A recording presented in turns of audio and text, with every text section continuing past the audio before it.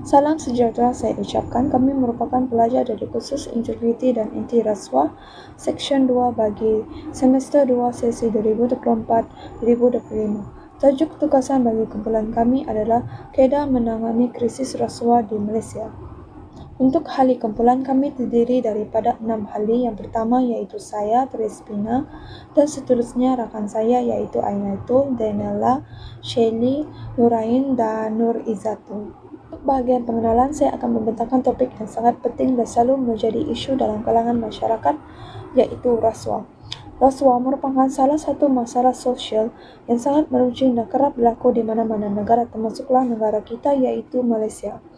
Ia merujuk kepada perbuatan yang dilakukan demi kepentingan peribadi dengan cara yang salah, seperti pemberian wang, hadiah, janji atau sebarang bentuk ganjaran untuk mendapatkan sesuatu dengan cara yang tidak sah. Negara yang bebas daripada rasuah mampu meningkatkan imejnya di mata dunia kerana mempunyai sistem pentadbiran yang telus dan berintegriti.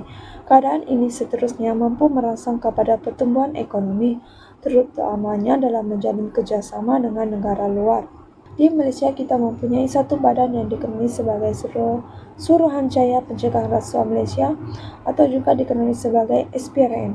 SPRM merupakan sebuah badan tunggal dan bebas yang bertanggungjawab dalam menerima dan menyiasat aduan yang berkaitan dengan rasuah, memeriksa dan memberi nasihat berkenaan prosedur yang berisiko tinggi dan mendidik masyarakat. Bukan itu sahaja, SPRM juga bertanggungjawab dalam mendapatkan sokongan rakyat dalam usaha untuk memerangi rasuah.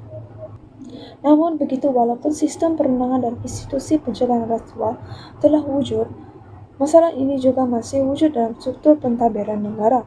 Hal ini telah menjejaskan kestabilan negara dari segi politik, ekonomi dan sosial. Contohnya, kepercayaan rakyat terhadap pemimpin boleh terjejas apabila berlakunya penyalahgunaan kuasa. Pelabur asing juga akan hilang keyakinan untuk melabur dalam negara yang tidak stabil dan tidak telus. Lebih membimbangkan, rasuah turut menyebabkan ketidaksamarataan dalam peluang pekerjaan dan keadilan sosial. Jawatan atau peluang tertentu bukan lagi diberi berdasarkan kelayakan, tetapi kerana sokongan atau hubungan pribadi. Ini akan menimbulkan ketegangan dalam masyarakat dan meruntuhkan nilai moral dalam diri individu. Oleh itu, krisis rasuah ini perlu ditangani dengan kerjasama semua pihak, termasuklah pihak kerajaan, sektor swasta, badan bukan kerajaan, NGO serta seluruh lapisan masyarakat. Dengan adanya usaha yang kolektif ini, kita berharap Malaysia dapat membebaskan diri daripada belenggu rasuah dan melangkah ke arah negara yang benar-benar berintegriti dan Nama saya Shelly Angel Jude, nometrik BB2410711. Saya akan membentangkan isi pertama bagi esai kami, yaitu memperkasakan pemerkosaan undang-undang yang tegas. Menurut Kamus Dewan edisi keempat, undang-undang merujuk kepada sesuatu peraturan atau keseluruhan peraturan yang dikubal oleh kerajaan dan mesti dipatuhi oleh masyarakat berkenaan dalam sesebuah negara tersebut. Bagi menangani krisis rasuah di Malaysia, kerajaan perlu memastikan undang-undang sedia ada seperti Akta Suruhanjaya Pencegahan Rasuah Malaysia atau SPRM 2009 sentiasa dikaji dan diperkukuh agar selari dengan cabaran semasa. Menurut Datuk Seri Azam Baki, Ketua SPRM, menyatakan bahawa jika setiap agensi seperti SPRM dan pihak polis menggunakan cara yang berbeza untuk menguatkuasakan undang-undang, ini boleh menyebabkan kekeliruan.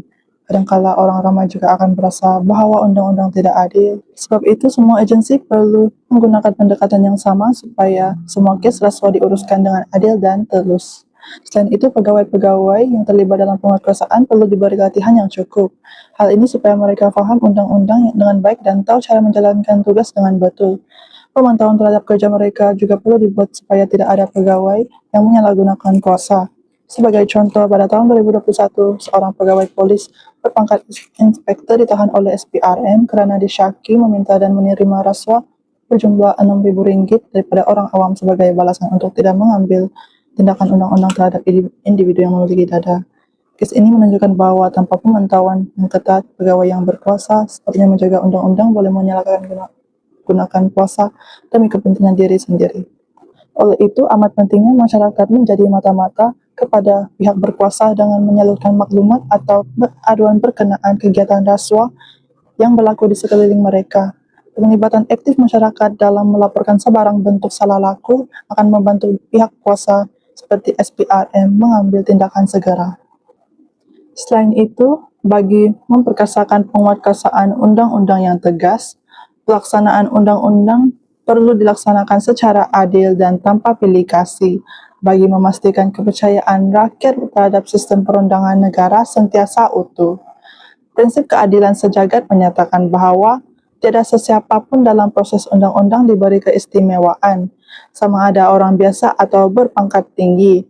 Jika undang-undang hanya dikenakan kepada orang bawahan, manakala orang yang berkuasa dalam kerajaan tidak diberi hukuman undang-undang, imej penguatkuasaan akan dijejas dan rakyat akan kehilangan kepercayaan kepada kerajaan.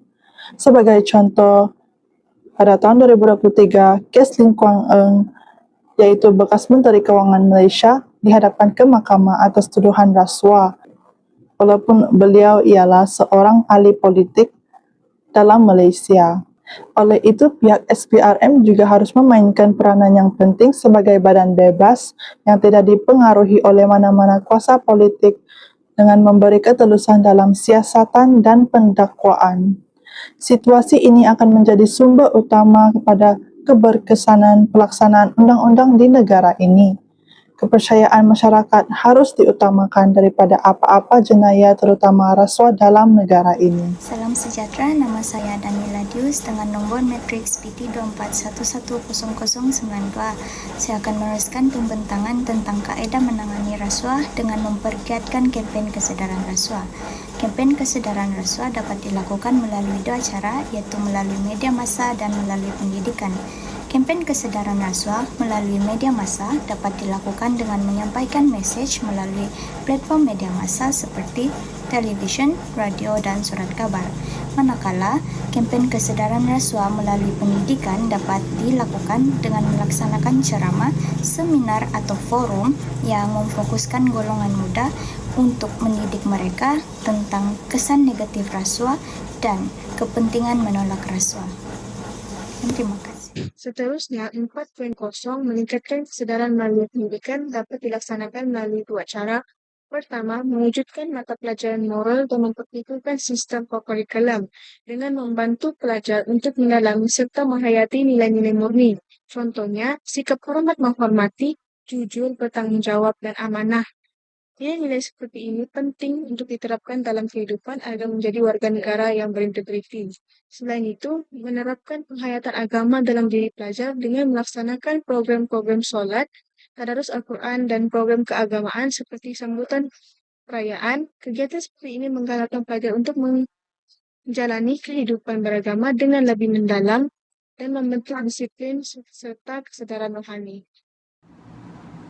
Assalamualaikum dan salam sejahtera. Nama saya Nur Ain binti Isa, nombor matriks BT24110080 dan saya akan meneruskan pembentangan dengan isi yang kelima, iaitu meningkatkan peranan media dan teknologi dalam membanteras rasuah.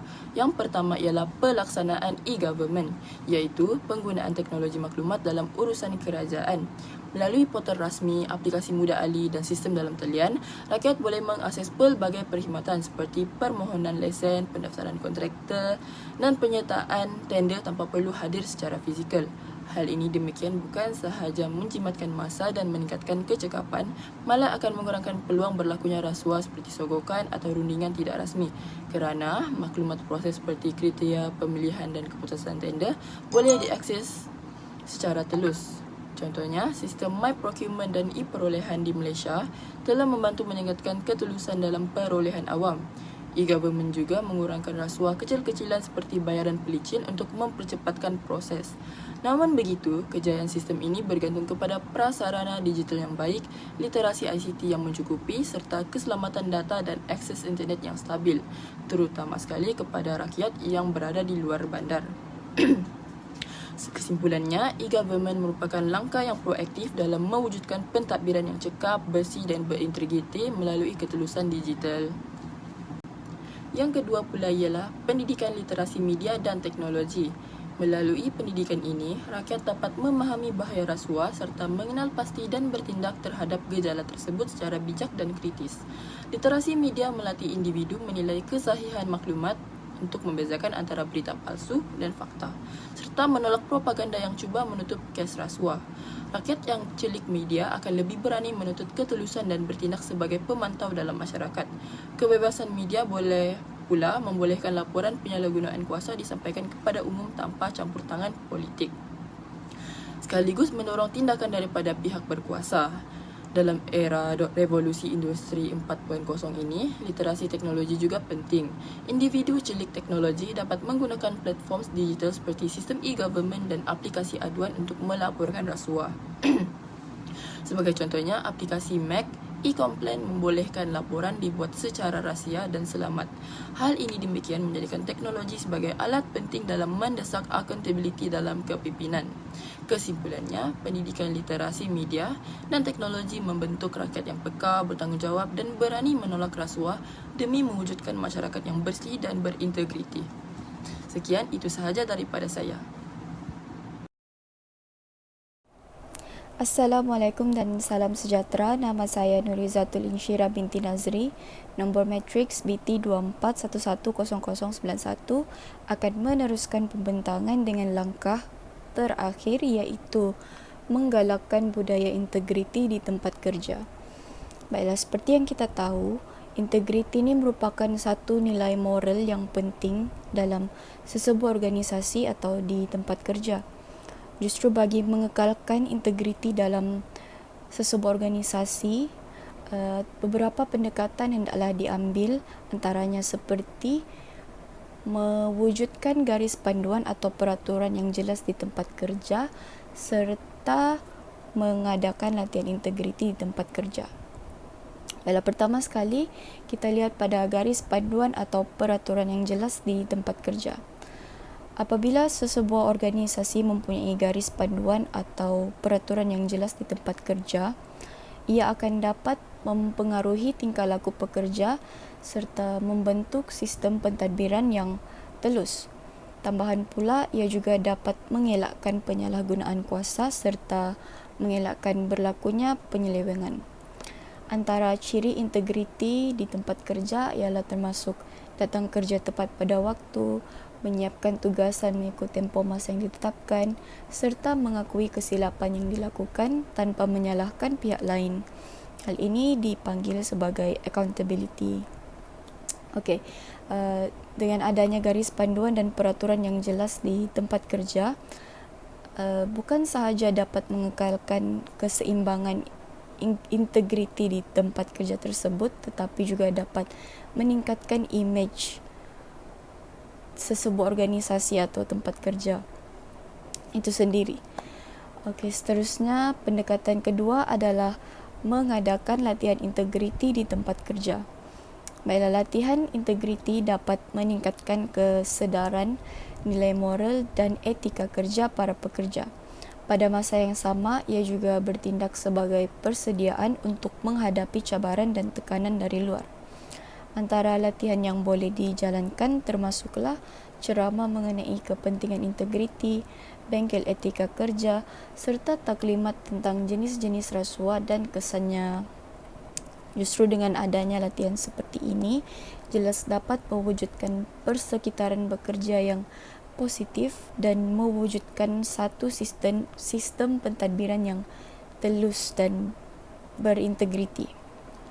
Secara keseluruhan, kita dapat simpulkan bahawa budaya integriti ini tidak dapat dipupuk dalam masa sehari. Ia hendaklah mengambil banyak inisiatif dan pendekatan untuk mengekalkan keseimbangan atau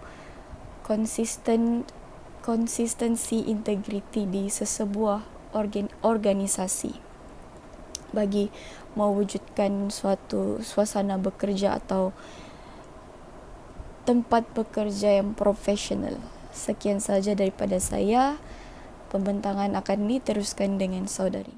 Sebagai rumusan, rasuah merupakan ancaman yang terbesar yang boleh melumpuhkan sesebuah negara, sama ada dari aspek politik, ekonomi maupun sosial.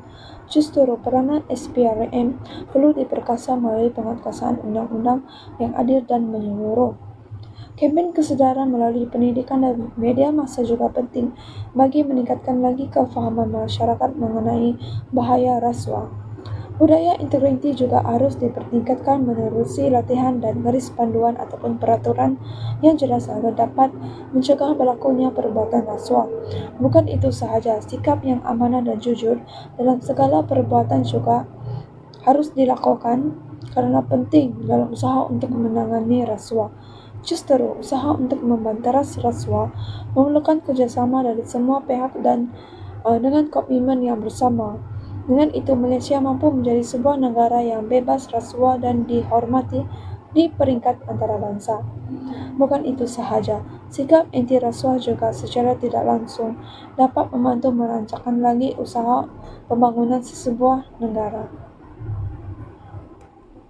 Itu saja pembentangan daripada kumpulan kami. Sekian, terima kasih.